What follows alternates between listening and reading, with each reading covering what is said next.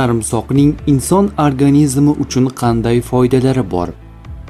Sarimsoq organizm uchun juda foydali mahsulot hisoblanadi. Uning tarkibida vitaminlar, minerallar va biologik faol moddalar mavjud. Sarimsoq immunitetni kuchaytiradi. Sarimsoq tarkibidagi alitsin moddasi bakteriya, virus va zamburug'larga qarshi ta'sir ko'rsatadi. Muntazam iste'mol qilish shamollash va gripp xavfini kamaytirishga yordam beradi. Yurak qon tomir tizimini qo'llab-quvvatlaydi.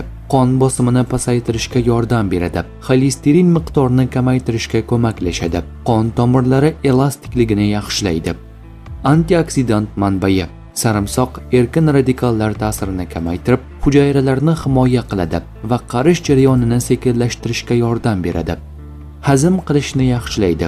Ovqat hazm qilish bezlari faoliyatini rag'batlantiradi va ichak mikroflorasiga ijobiy ta'sir ko'rsatishi mumkin. Ba'zi tadqiqotlar sarimsoq qondagi glyukoza miqdorini nazorat qilishga yordam berishi mumkinligini ko'rsatadi. Tarkibidagi vitamin va minerallar: C vitamini, B6 vitamini, marganiz, selen, kaliy, fosfor, kalsiy, temir. Oshqozon yarasi yoki gastrit bilan og'riganlarda noqulaylik keltirib chiqarishi mumkin. Haddan tashqari iste'mol qilish oshqozon achishishi, dam bo'lish va og'iz hidiga sabab bo'lishi mumkin.